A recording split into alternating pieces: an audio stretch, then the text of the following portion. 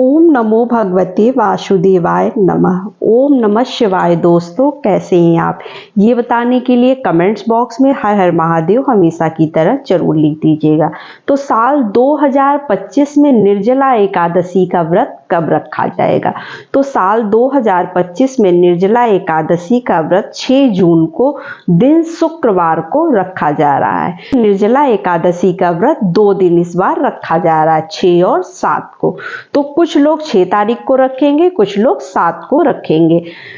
तो यह एकादशी जो है ज्येष्ठ मास के शुक्ल पक्ष की एकादशी तिथि होती है, जिसको हम जो है भीमसेनी एकादशी के नाम से भी जानते हैं और भीमसेनी एकादशी भी कहा जाता है इसको। तो इस दिन हमें कौन कौन से कार्य करने चाहिए? नाम से ही जैसा कि देखिए प्रतीत हो रहा है, निर्जला एकादशी।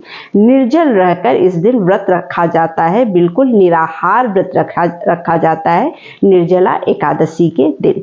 तो इस दिन हमें कौन कौन से कार्य करने चाहिए? एक दिन पहले से यानी 10वीं तिथि से और द्वादशी तिथि तक के आपको संपूर्ण नियम मैं यहाँ पर बताने वाली हूँ कि कब क्या चीज हमें किस तरह से देखिए दान करना है, कौन कौन सी चीजों का दान करना है, पूजा किस तरह से करना है और 10वीं तिथि के क्या क्या नियम है। तो देखिए 10वीं तिथि से नियम स्टार्ट हो जाते हैं। उस दिन हमें स्नान आदि करके साफ स्वच्छ वस्त्र पहनकर सात्विक भोजन किया जाता है। उस दिन आप कड़ू के तेल का इस्तेमाल मत करिएगा, जो है घी में ही बना हुआ भोजन करिएगा। इस तरह से पहले तो हम 10वीं तिथि के कुछ नियम है उनका पहले तो हमें पालन करना होता है। तो पहले हम सुबह सवेरे साफ स्वच्छ वस्त्र पहन लेंगे, अपने घर में साफ सफाई कर लेंगे उसी दिन, और उसके बाद जो है सात्विक भोजन हम करेंगे। मांस मछली मदिरा आदि का सेवन हमें नहीं किया जाता है इस दिन हम सात्विक भोजन करते हैं। और चावल नहीं खाना चाहिए। सुबह के टाइम में आप चावल खा सकते हैं, लेकिन शाम को आपको चावल खाकर व्रत दूसरे दिन नहीं रखा जाता है। फिर हम दूसरे दिन मतलब एकादशी के दिन सुबह सवेरे स्नान कर लेंगे। वैसे तो नदी सरोवर में स्नान करने का महत्व तो होता है, लेकिन अगर आप नदी सरोवर आपके घर के आसपास नहीं है तो आप अपने घर की पानी में ही गंगा जल डालकर मिश्रित जल से स्नान कर सकते हैं। उसके बाद हमें एक साफ स्वच्छ चौकी लगानी है, जिस पर हमें पीले रंग का वस्त्र बिछाना है। हरि विष्णु जी को हम विराजमान करेंगे। इस दिन माता लक्ष्मी और हरि विष्णु की पूजा की जाती है। साथ में गणेश जी को हम पहले विराजमान करते हैं, क्योंकि सर्वप्रथम हमें गणेश जी की पूजा करनी चाहिए।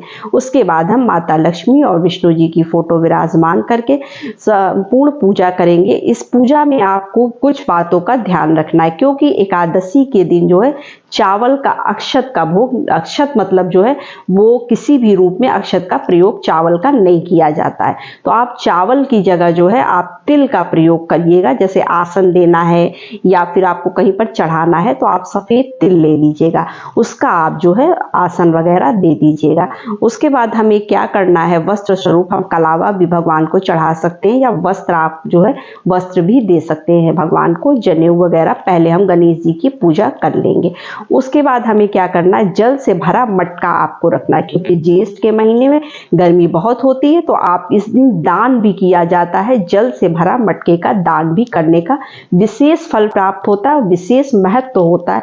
तो आप एक जल से भरा हुआ मटका मिट्टी का ले आइएगा। इतना बड़ा ले आइएगा कि कम से कम 2-3-4 आदमी उसमें पानी पी पाए।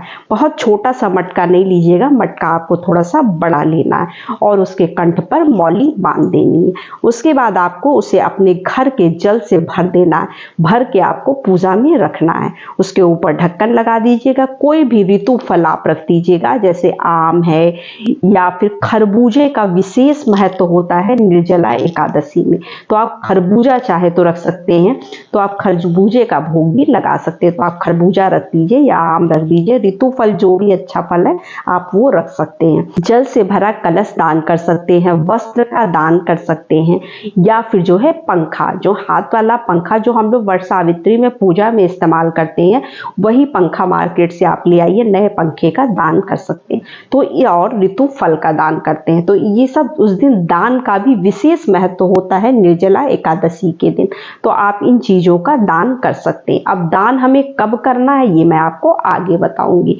भगवान हरि विष्णु जी की जो है हम विधिवत पूजा कर लेंगे चंदन और हल्दी वगैरह से, क्योंकि हरि विष्णु को पीला रंग अत्यधिक प्रिय है।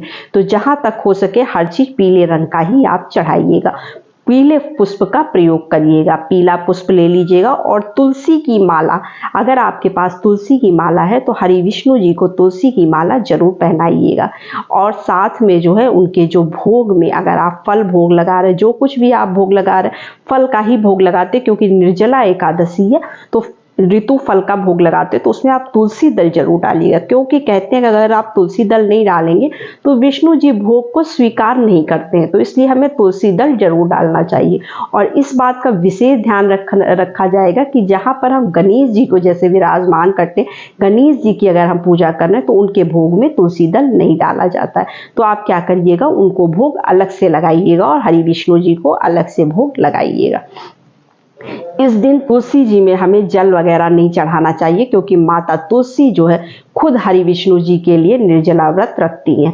तो अगर हम इस दिन तुलसी जी में जल वगैरह चढ़ाते हैं या पूजा वगैरह करते हैं, दूर से आप पूजा वगैरह कर सकते हैं, लेकिन आप जल ना चढ़ाइएगा। क्योंकि जो है एक तो निर्जला एकादशी है, ऊपर से एकादशी का व्रत जो है तुलसी जी भी रखती है, तो उनका उपवास खराब कर देते हैं हम लोग अनजाने में, और उसका पाप हम लोगों को बहुत अधिक भोगना पड़ता है। तो हमें जहाँ तक हो सके इस बात का विशेष ध्यान देना चाहिए। और तुलसी दल आप एक दिन पहले तोड़ के रख लीजिएगा। कभी भी एकादशी के दिन तुलसी जी को नहीं तोड़ना चाहिए। बस यही छोटी छोटी सी गलतियां हम कर जाते हैं, इसलिए हमें छोटी छोटी सी बातों का ध्यान रखना चाहिए। तो ये सारे कार्य, उसके बाद हमें क्या करना है, हरि विष्णु जी की बड़े ही प्रेम पूर्वक उनकी आरती गाते हुए हम उनकी आरती करेंगे। साथ में कथा पढ़ेंगे, एकादशी व्रत की कथा आती किताब आती है, वो आप जरूर पढ़िएगा। इस दिन देखिए निर्जला एकादशी, वैसे तो साल में बहुत सी एकादशी पड़ती हैं, अगर आपने कोई एकादशी का व्रत नहीं किया है और आप निर्जला एकादशी का व्रत कर लेते हैं तो आपको सभी एकादशी के व्रत का फल प्राप्त होता है। तो आप निर्जला एकादशी का व्रत अगर शुरू करना चाहते हैं या रहना चाहते हैं तो आप जरूर स्टार्ट कर सकते हैं। और जो हम पारण के दिन, पारण अगर आप 6 तारीख को व्रत रख रहे हैं तो आप 7 को पारण करेंगे, और अगर 7 तारीख को आप व्रत रख रहे हैं तो आप 8 तारीख को पारण करेंगे। पारण आपको सुबह सवेरे करना है। टाइमिंग मैं आपको आगे के वीडियो में दे दूंगी कि टाइमिंग क्या होनी चाहिए, पूजा का शुभ मुहूर्त क्या है और जो है पारण का शुभ मुहूर्त क्या है, इसके बारे में हम आगे की वीडियो में बताएंगे। तो ये सारी जानकारी थी। और आपको क्या करना है, एकादशी के दिन आप किसी भी तरह का चावल मत बनाइएगा। अगर आपके घर में कोई व्रत नहीं भी रह रहा है, अगर आप खुद भी व्रत नहीं रखते तो भी अगर आपको मालूम है कि आज एकादशी है तो उस दिन चावल नहीं बनाना चाहिए। बहुत ही दोष लगता है चावल खाने से। अगर अनजाने में बना लिए हैं तो कोई बात नहीं, अगर आपको पता है तो आपको जहां तक हो सके एकादशी के दिन चावल का प्रयोग किसी भी रूप में नहीं करना चाहिए। अब हम बता देते हैं कि इसको हमें दान कब करना है। तो ये जो सामग्री, जैसे मान लीजिए हम पंखा है, फल है, पानी से भरा कलश जो होगा उसमें आप क्या करिएगा, कभी भी सादा पानी दान नहीं करना चाहिए। तो उसमें हम क्या करेंगे, थोड़ा सा चीनी या गुड़ डाल देंगे। इतना ही डालेंगे कि मटका खराब ना हो। अगर हम ज़्यादा डाल देंगे तो मटका खराब हो जाएगा, फिर दान करने के बाद उसके किसी काम का नहीं रहेगा।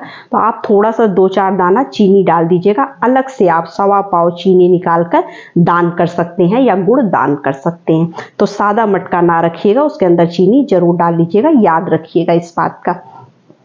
उसके बाद इसे हमें दान कब करना है, तो देखिए दान इसको हम तब करेंगे जब हम पूजा कर लेंगे। संपूर्ण पूजा करने के बाद हमें जो है इन जो सामग्री को जो हम दान करने के लिए लाए हैं एकादशी के दिन, इसको हम दान कर देंगे किसी पंडित को। जैसे मान लीजिए आपके घर के आसपास कोई पंडित है या मंदिर में कोई पुजारी है, आप उनको इसे दान कर दीजिएगा एकादशी के दिन। इसका आपको विशेष फल प्राप्त होता है। जैसा कि नाम से ही प्रतीत हो रहा है निर्जला एकादशी, तो इस दिन आपको कुछ भी खाना पीना नहीं होता है। इस बात का आप विशेष ध्यान रखिएगा कि आपको पानी का एक बूंद भी मुंह में नहीं लेना, क्योंकि व्रत बहुत कठिन होता है। अगर आप इसको रख सकते हैं तो ही आप इसे उठाइएगा। और देखिए देखिए निर्जला एकादशी का एक नियम और होता है, जब आप किताब पढ़िएगा तो आपको उसमें पता चलेगा कि कच्ची कैरी चढ़ाई जाती है, कच्ची कैरी को काट के अपने मुंह में रखा जाता है, मुंह में रखा जाता है, लेकिन इसका नियम इतना कठिन होता है कि लोग इसे करते नहीं। अगर आप इसका नियम का पालन कर सकते हैं तभी आप इस नियम को शुरू करिएगा। देखिए इसको क्या करेंगे, कच्ची कैरी को थोड़ा सा काट के अपने मुंह में रख लें, लेकिन इसका स्वाद आपको नहीं लेना है, ना ही आपको इसका स्वाद लेना है, ना ही इसके रस को आपको अंदर लेना है, क्योंकि आप निर्जला व्रत रखे हैं। तो अगर आप इतना पालन कर सकते हैं, आप जब किताब पढ़ेंगे तो उसमें आपको ये चीज़ें खुद पढ़ने को समझ में आ जाएंगी, तो ही आप इसका पालन मतलब इस नियम को उठाइएगा, वरना मत उठाइएगा, आप निर्जला व्रत ऐसे ही रह लीजिएगा।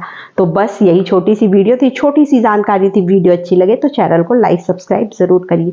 तो नमस्ते फ्रेंड्स, ओम नमः शिवाय, हर हर महादेव।